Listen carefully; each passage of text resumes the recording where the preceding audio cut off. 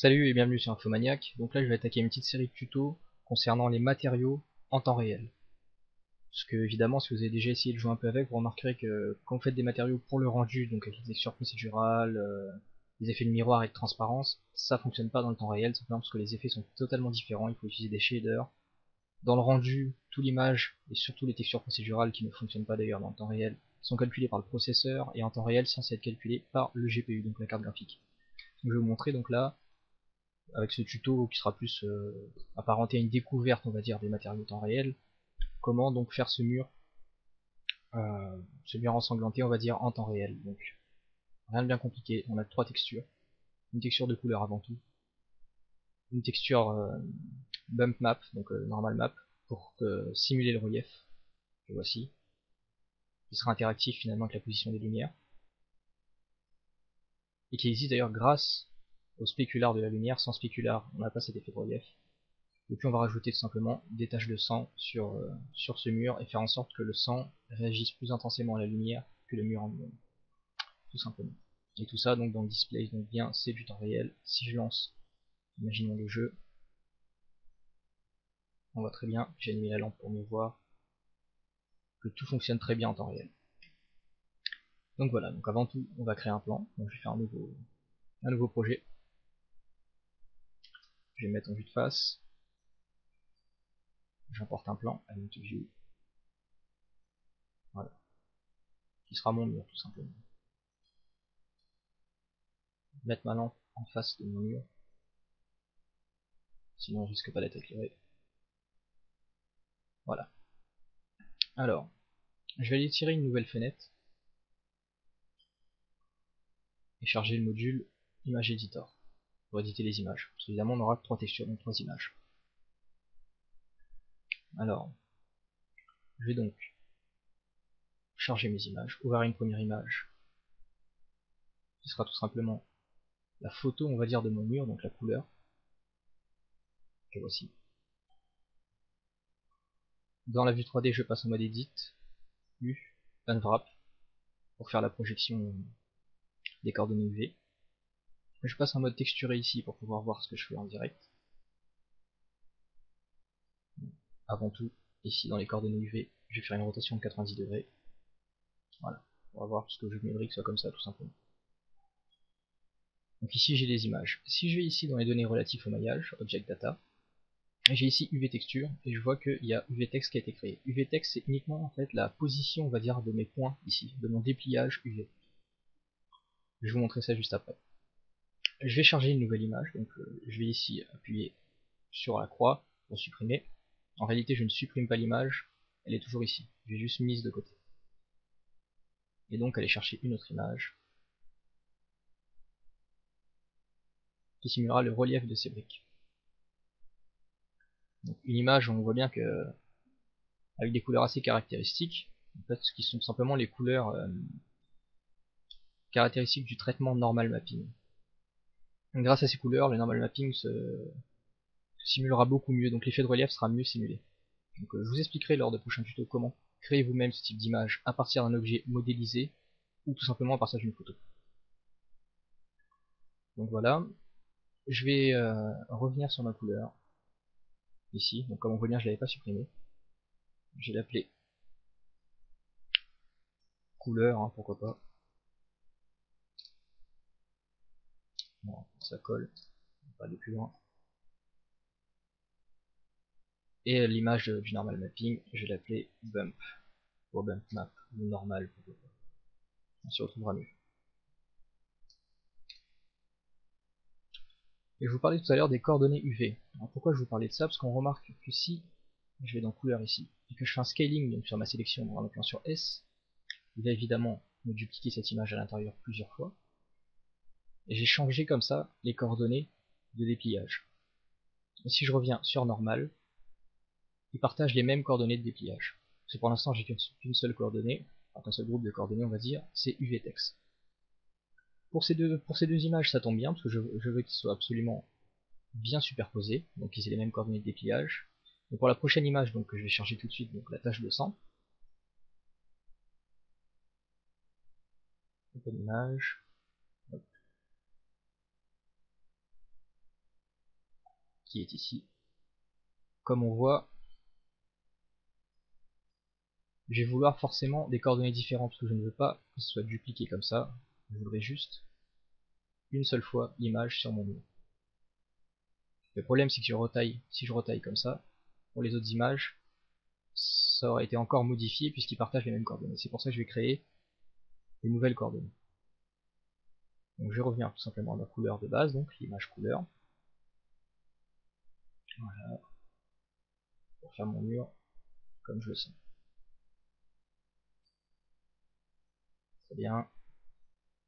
En théorie, l'image normale aussi est bien plaquée. Je vais aller sur l'image décale, donc que je vais appeler tâche, donc juste 100 tout simplement.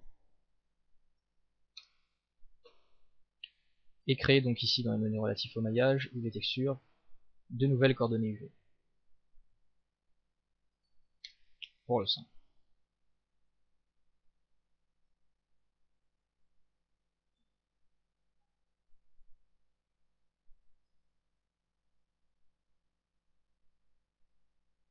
Enfin, rotation de 180 degrés. Bon, rotation de 90. Je vais mettre la tâche dans le bon sens tout simplement.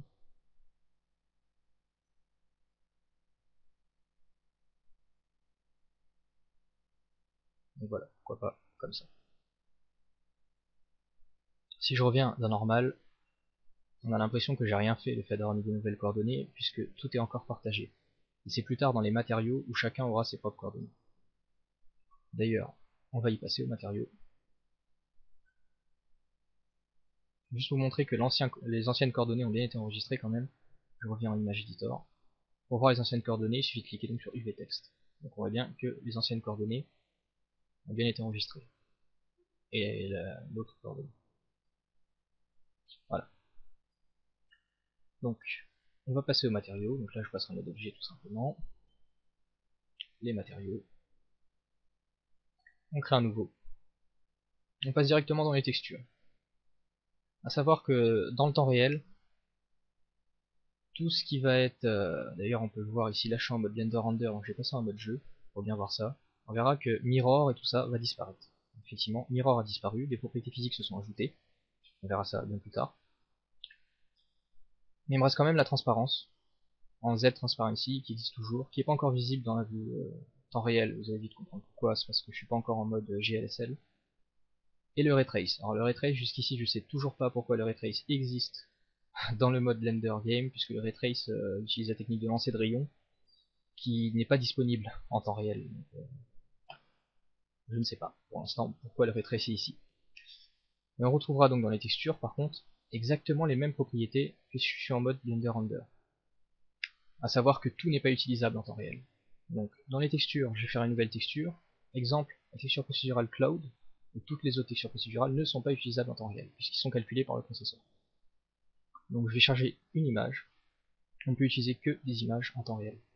Donc je vais charger une image. Dans l'image, chercher celle que je veux, donc col pour la couleur, que voici.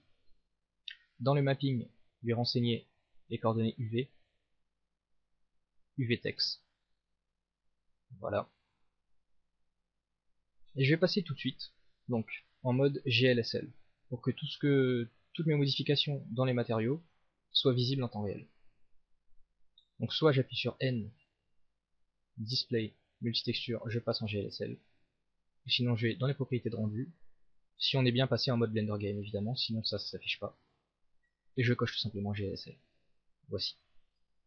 Et donc là je retrouve en fait mon matériau sur ma plaque tout simplement, tout ce que je suis en train de modifier ici. Si je décoche par exemple la texture de couleur, on la voit plus. Voilà. Donc pour l'instant j'ai la couleur. Maintenant je vais charger la texture pour le relief. Nouvelle texture, de type image toujours. Je vais aller charger l'image normale, voilà, qui a gardé ses anciennes coordonnées, enfin les coordonnées de la tâche de sang, ce que je ne veux pas. Donc je vais sur mapping, déjà je lui dis que ce sont les coordonnées UV, et je vais chercher donc le layer UV, UVText, tout simplement. Là donc je retrouve évidemment bien superposé mes deux images. Cette image-ci, je ne veux pas qu'on voit sa couleur. Je ne veux pas l'utiliser en tant que photo, mais en tant que repère pour que l'ordinateur puisse calculer le relief. Donc je décoche couleur. je ne la vois plus, et je vais aller cocher normal. Et là, en fait, ce qui va se passer, c'est qu'il va essayer de me simuler un relief en fonction des couleurs de la photo, comme si c'était une photo simple. Or, cette photo, c'est une photo assez particulière, parce que c'est vraiment une photo créée pour le normal mapping. Et ça, il faut lui dire. On va dans Image Sampling, et on coche ici Normal Map. On voit tout de suite la différence, le normal mapping est beaucoup mieux calculé. Une fois qu'on lui renseigne bien le fait que cette image est faite pour le normal mapping. Donc cette image faite pour le normal mapping, c'est très facile à voir que l'image est faite pour le normal mapping. Le code de couleur est toujours le même, c'est dans le bleu, le violet, tout ça.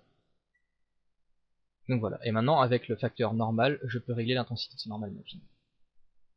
Et donc, voilà. Je crée comme ça un effet de relief dynamique. Très bien, pour l'instant je vais m'arrêter là. Je vais laisser normal à 1, c'est très bien. Je vais aller charger maintenant ma photo de la tache de sang. Nouvelle image, image en vie. Je vais chercher une image, sang, qui a un fond noir. Alors pourquoi est-ce qu'il a un fond noir? Parce qu'en réalité le noir c'est un canal alpha. Donc pour ça je peux cocher Show Alpha pour voir s'il reconnaît bien le canal alpha. Et on voit qu'il le reconnaît effectivement bien. À part quelques petites taches sur quelques liserés blancs on va dire sur les bords. Pour ça on coche Pre-Multiply qui va nous supprimer ces liserés et nous donner le meilleur rendu possible de notre image. On va aller évidemment dans Mapping, lui renseigner qu'on utilise les coordonnées UV, et cette fois-ci donc les coordonnées UV que j'ai créées spécialement pour cette photo, donc UV 100. Voilà. Dans l'influence, je garde la couleur, parce qu'évidemment je veux la garder. J'ai placé un peu ma lampe pour vous montrer ça. Donc dans l'influence, je vais garder la couleur, mais je peux très bien aussi jouer sur d'autres facteurs, comme l'intensité du spécular. Donc si je coche intensité ici, on voit que le sang réagit beaucoup plus à la lumière que le mur. Et on peut aussi jouer sur l'hardness, pour un effet un peu plus réaliste.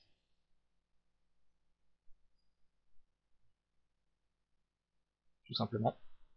Et on peut, si on veut, rajouter un petit normal mapping, j'ai bien dit petit, de moins 0,05 par exemple. Très léger, mais si je le décoche, on voit bien une différence quand même dans la vue 3D. Pour donner un petit peu de relief à ce sang qui est sur le mur. Et pour enlever les gros liserés noirs qu'on a, on peut très bien cocher ici Stencil, qui va nous retirer les liserés noirs qu'on a sur les bords. Tout en gardant quand même un effet de relief, puisque si je décoche Normal Map, on voit une différence quand même. Donc je le laisse cocher. Donc voilà, en gros voilà la recette pour créer des matériaux temps réel. Utiliser des photos. Le normal mapping fonctionne. Pour que le normal mapping fonctionne réellement, il ne faut pas oublier d'utiliser ou d'activer le GLSL. De toute façon, je vous conseille de l'activer tout simplement parce que ça me donne des possibilités incroyables par rapport aux multitextures. Il nous permet de faire la transparence et une simulation, on va dire, de l'effet miroir, parce que je vais vous décevoir, mais l'effet miroir proprement dit n'existe pas dans le temps réel, ce serait beaucoup trop compliqué à mettre en œuvre et à calculer. Mais on a évidemment des techniques pour simuler le miroir, grâce au GLSL par exemple. Tout simplement une superposition de textures, c'est comme ça qu'on va créer nos matériaux. L'ordre de superposition est très important par contre. L'empilement ici est très important. Si je vais passer en première texture, ma texture qui possède un canal alpha, donc ma texture de sang, tout ce que je ferai après s'appliquera uniquement dans ma texture. Donc comme on voit là, je vois la couleur du mur, le relief du mur, mais uniquement dans ma texture. Si je l'avais placé avant le normal mapping des briques, le normal mapping des briques s'appliquerait uniquement dans ma texture. Donc il faut bien comprendre que l'ordre d'empilement est très important. Mais l'ordre d'empilement est plutôt logique. Habituellement, ce qu'on fait, c'est qu'on met la couleur, puis le relief, et ensuite les différents détails, et pourquoi pas le relief dans le détail si on veut. Donc voilà, tout simplement, un petit mur ensanglanté pour les jeux vidéo, donc qui réagit à la lumière interactive sans aucun problème, et surtout, ça consomme vraiment pas de ressources. Comparé à certaines procédures qu'on utiliserait avec les nodes, qui là peut utiliser pas mal de ressources, tout dépend de ce qu'on en fait. Là je pense évidemment au parallax mapping, qu'on verra beaucoup plus tard, qui est une évolution on va dire du normal mapping, mais qui est utilisable que par les nodes dans Blender, puisqu'il n'est pas intégré nativement. Donc voilà, donc j'espère que je vous ai aidé. Une petite explication de comment fonctionne finalement la création de matériaux en temps réel. Et puis à bientôt pour un nouveau tuto.